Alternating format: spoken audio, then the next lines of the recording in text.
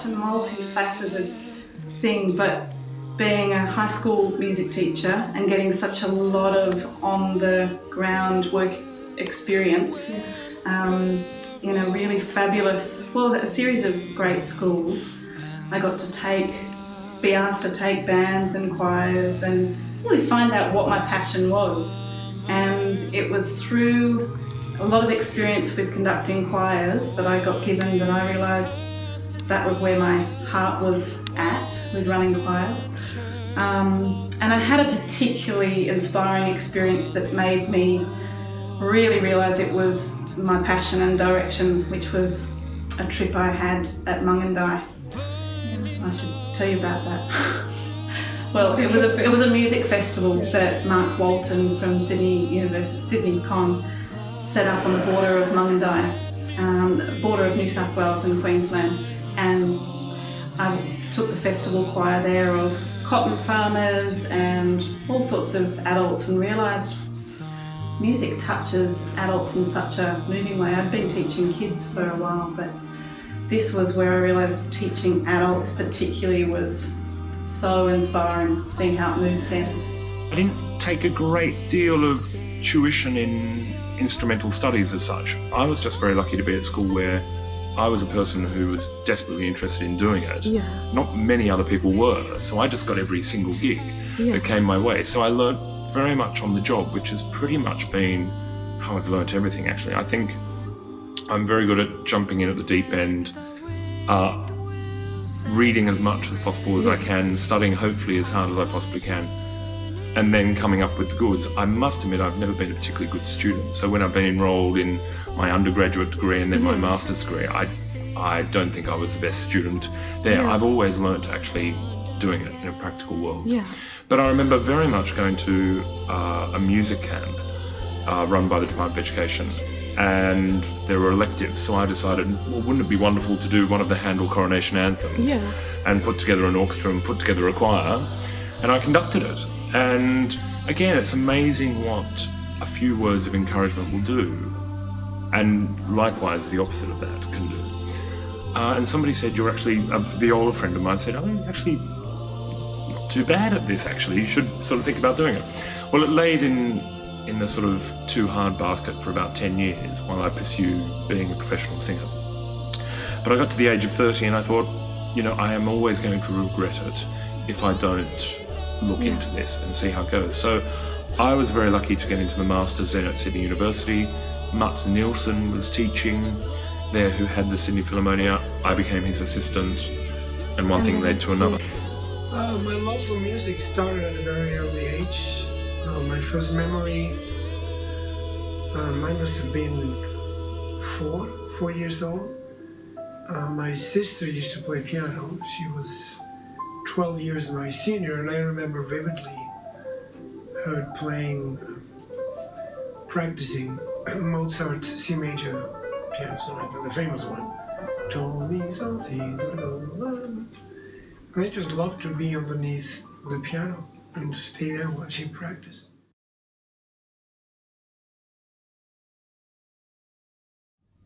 I think you learn something from everyone, and I think that's the important thing to remember as well. I had a very good librarian when I was at high school who once said, because my passion when I was at high school was theatre, I wanted to be an actor. And that was very quickly thrown away with. I didn't get into acting school, so I decided not to do it. And that actually has been a bit of a trait of mine as well. If I didn't succeed at first, I probably just decided to do something else. So maybe that's part of the reason I became a conductor after not really following through as a professional singer. Anyway, she had, we'd talk about theatre, and she said, the thing is, a bad play is just as good as a good play. They're both interesting, in a sense. So even somebody that you learn what not to do from is a mentor in a funny sort of way. You learn things. We're all sponges. We take the best bits of advice we can from anyone. We watch as many people as possible. We listen to as many people as possible. But when I was growing up, the conductors that I worked with in school, particularly in the combined orchestras and music camps that I went to, I found utterly inspiring. And they very much were the model for me when I first got into conducting. Likewise, the chorus masters at the opera company that I worked with were very inspiring, and I learned a lot technically from those people. I also grew up with a conductor who I think could have probably sapped and killed the love of singing and singing in choirs for a lot of people. And while I understand why he worked the way he did, my methods now are probably about as different as they could possibly be. Yeah. So, and again, I suppose mentors is a case of, it's your most current mentor you sort of tend to think about. I mean, the person I've found the most inspiring on the planet is Sir Simon Rattle. And I'm very lucky about once or once a year or once every second year, I sort of hunt him down and I go and watch his rehearsals and I see how he interacts with people. And, you know, I listen to as much as I can about what he thinks about music and music education and the role of music in society and what the role of an orchestra is. I've also worked quite a lot with Simon Halsey over in London and in Berlin recently. And a lot of my ideas and technical knowledge now are based on some of the things that he's done. Likewise, actually, I was very lucky to spend some time in America 2 years ago working with James Jordan, who wrote a book called Evoking Sound. My first and most important mentor was my piano teacher, Aurora Serratos, who unfortunately passed away about 3 or 4 years ago. I really owe her an awful lot. She protected me, she took me under her wing. I became also her assistant, and I studied with her for about 8 years. So I learned an awful lot, not only about piano, but music. My second mentor was Francisco Sabin, this conductor that detected me from the piano competition. I also became his assistant, so I studied with him for 4 years. I was his assistant for almost 3, and then we became friends. He was about 84. We're friends up until this date.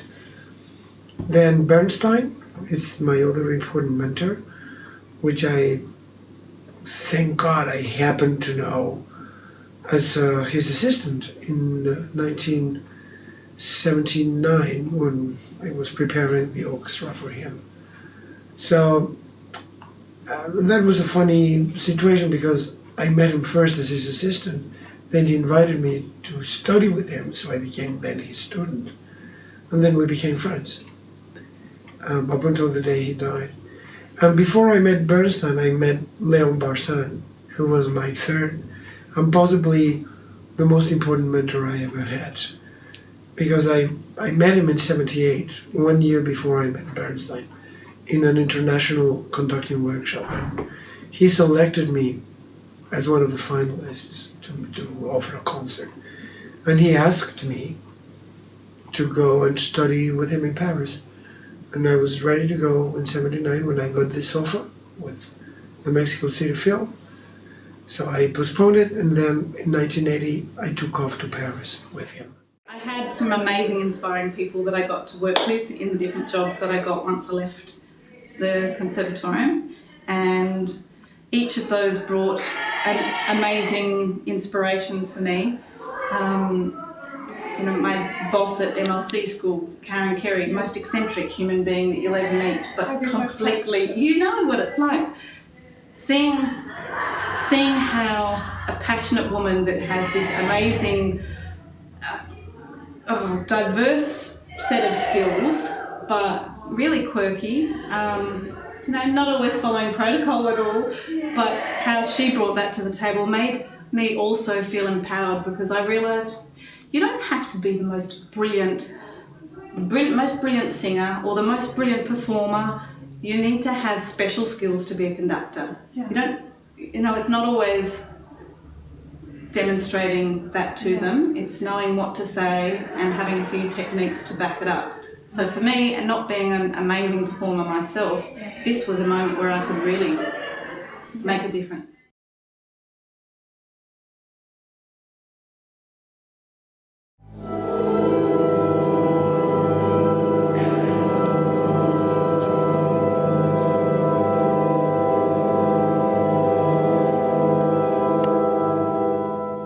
this self-assurance or this security into oneself comes from studying. One of the many lessons, but we'll talk about this later, of one of my mentors was study the score, study the score, study the score, study the score, and then learn the score. And once you have learned the score, study the score. In other words, when you have captured the essence of the score, or at least you think you have, you need to continue studying it, because you will discover even more things. You will become part of it.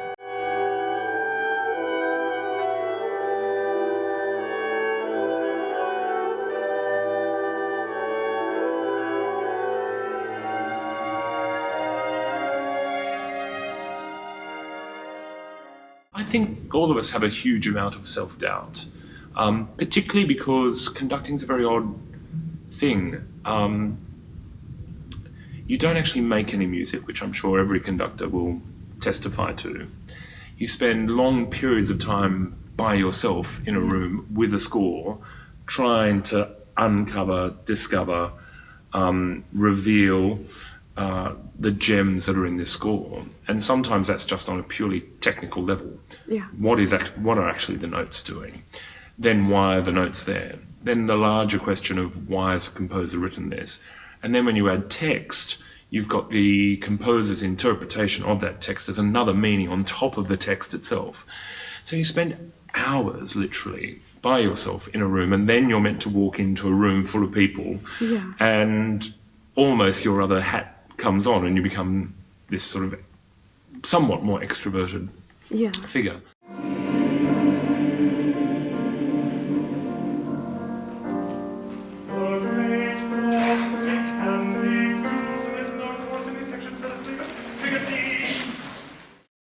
I think the role of a conductor is all about relationships.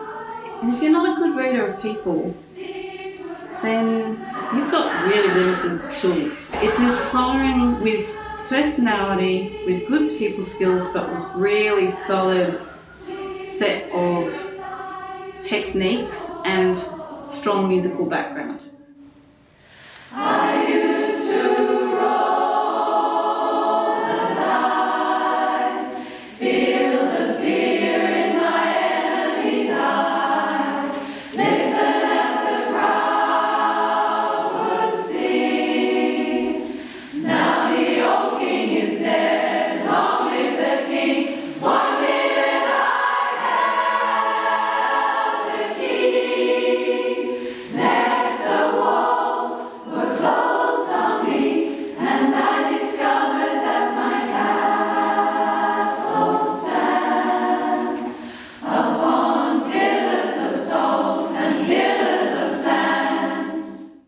I don't think people know what choir is until they've experienced it. Yeah. And so finding that Absolutely. energy That's to try and drag them there and actually experience it, experience the different repertoire from all the many different genres, and actually, and you only have to have a few good pieces, and you've got to, you know, and it's not even, it's just, I feel guilty that so many more people that we know don't have that in their lives. I'd love to think that I could excite people enough to actually stay and then go one day turn around and say, how did I actually get hooked in this stuff?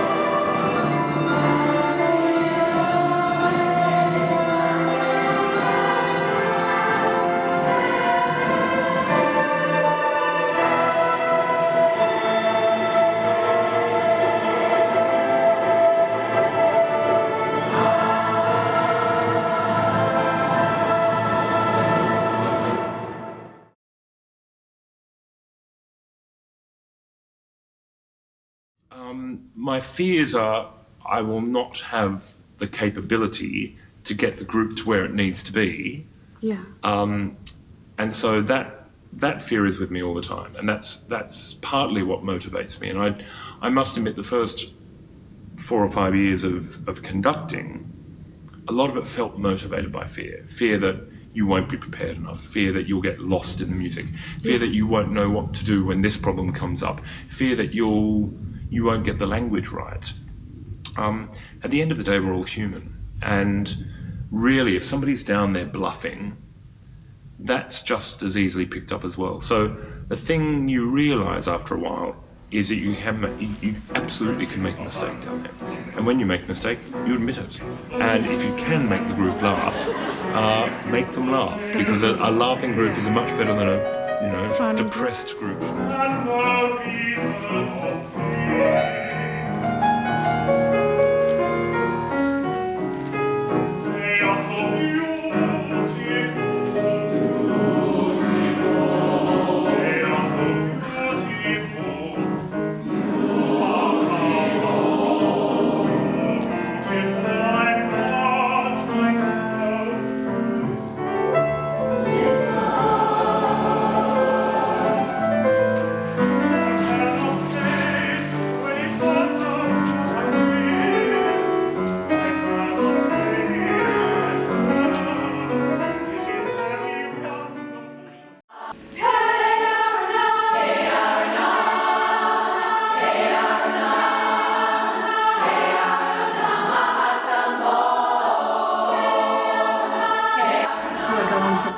I think there's this element of absolute nervousness and adrenaline rush. It doesn't matter how casual the gig is, sometimes I always get that surge.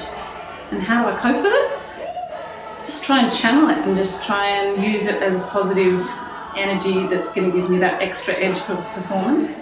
And something really interesting kicks in with all of those nerves is that time feels really long, and I feel like I can be really present in the moment in the performance. Yeah. Notice a lot of things, can respond to them quite often, not always, but performing is a strange thing, because it's that one really special moment that you have with your members that you don't get in rehearsal, as much as you try and recreate it in, here we are, pretend that, the back of the hall is the audience. You don't get it until the audience is really there, and it's at that moment that you've really got something special from your members. It's a bit sacred, I think, because there's a connection you feel that is, I don't know how many professions get that.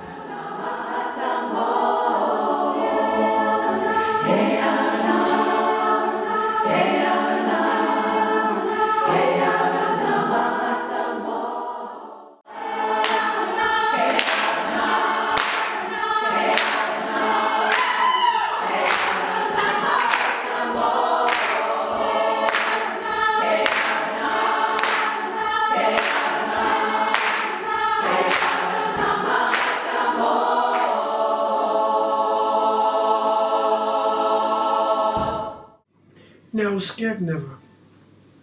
Nervous always. Always. Even nowadays. But I think that's part of music making. Because you feel this responsibility precisely of leading all these people.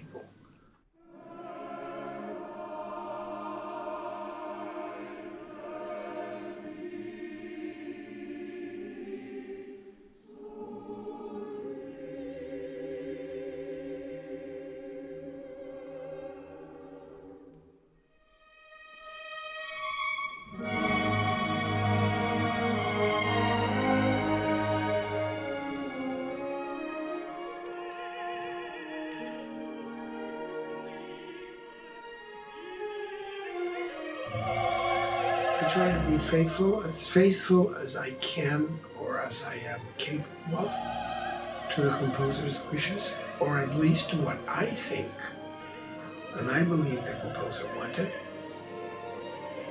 which could be a philosophical thought or just a state of mind, but basically it's about emotions. Music, it's about feelings, it's about, you can talk about the proportion or even the oral proportion of a perfect symphony by Brahms or whoever, Mozart, Haydn, Beethoven, they all have it. But in the end, it's about touching hearts. I've always said that if the audience is not touched after a concert, they're entitled to ask for a refund. Because that's what they are there for. They're paying to go to a very exciting event, which will also is unique in their lives. Because we know that music is ephemeral. I mean, it's there, it's in the paper, and it will always be there. But the moment that we make it come alive, it's only one time in that particular moment. Even if we repeat the concert, it's going to be a different concert. Simply because it's in a different time, in a different day. Even dialectically speaking, because we are one day older than we were the day before. So it will never be the same. And that's what makes this world of music unique and so magic and so profound and so emotional. But I think that I try to convey more of the generous and emotional side of what even a very complex work like Mahler's Second represents to put together. Okay, we've worked very hard, but what is the ultimate goal? What are we trying to achieve? To touch people, to grab them by the heart and the soul, and probably even think about the possibility of life, afterlife, life in the afterlife. Yeah. Why not? But in the end, it's more about emotion.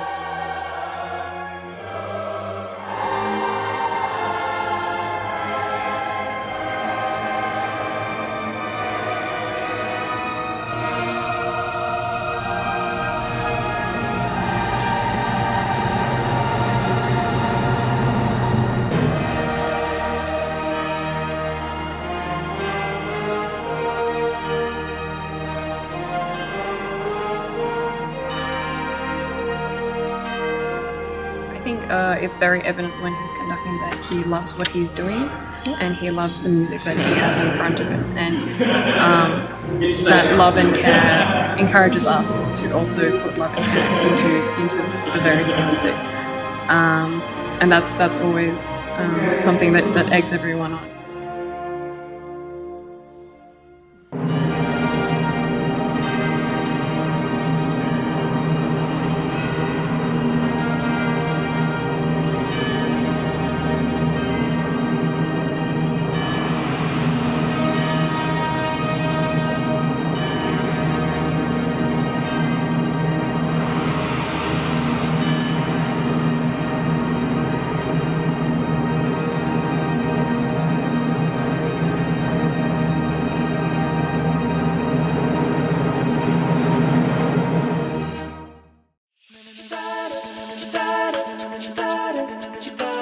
Throw yourself into as many possible professional development situations as you can, because if you're aspiring to be a conductor, you need lots of people to draw upon, of experiences, of different ways of tackling what you hear. How can you transform what you hear into something positive? How can you use all of your personal skills, your musical, your humour, your compassion, there's such a lot of elements beyond the music that make you an inspiring conductor.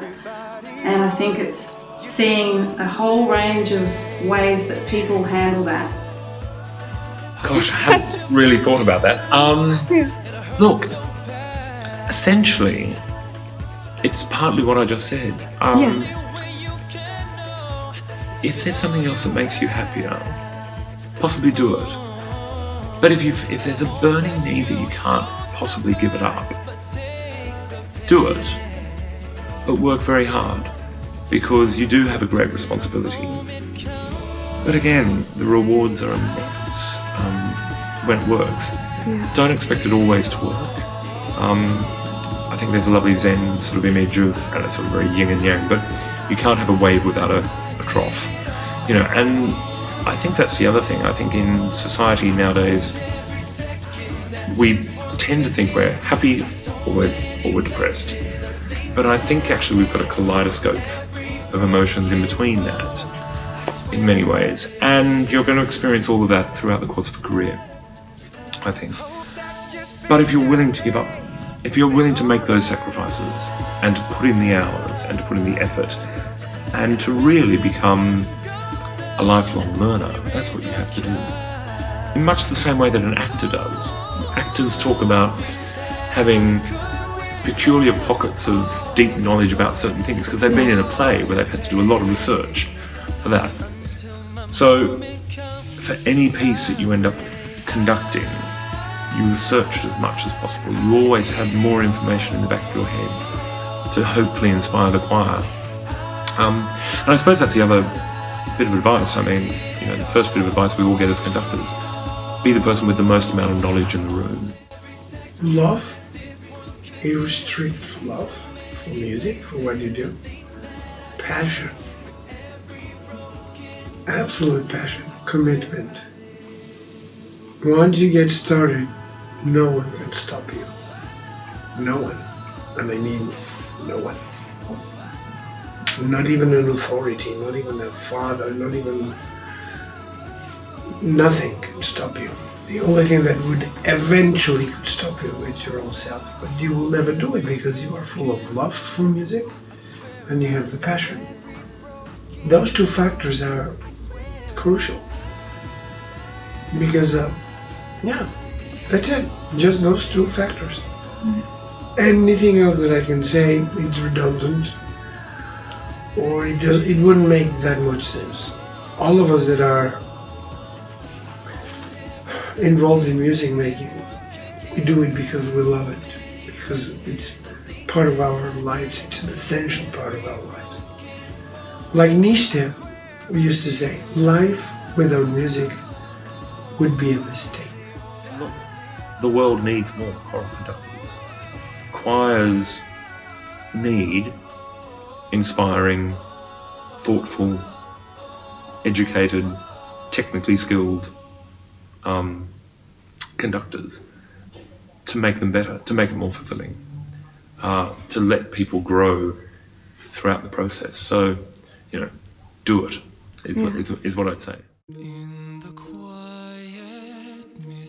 The fundamentals are based on passion and love. I'm sure that I can perceive this in you, that you will be successful music educators because you love what you do. And that shows. That gets transmitted. So congratulations. You're in a very tough path, but full of very, very excellent rewards. It's past its prime, when adventure's lost its meaning, I'll be home.